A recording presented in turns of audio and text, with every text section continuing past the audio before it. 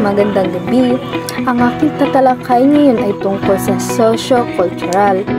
Ang socio-cultural ay tumutukoy sa mga bagay na may kinalaman sa lipunan. Sa madaling salita, ito ay mga gawi, paniniwala, tradisyon, ugali at pamumuhay ng mga tao na nakakaapekto sa kanilang ugnayan sa isa't isa. At ito naman ang mga halimbawa ng socio-cultural na aspeto. Ang una ay wika.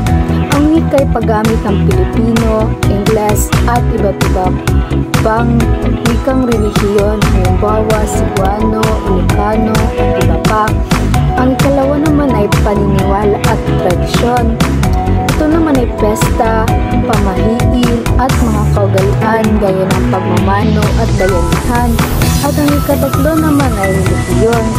Ang relihiyon ay Kristyanismo, Islam at iba pang relihiyon na nakaka-impluwensya sa kultura at pamumuhay.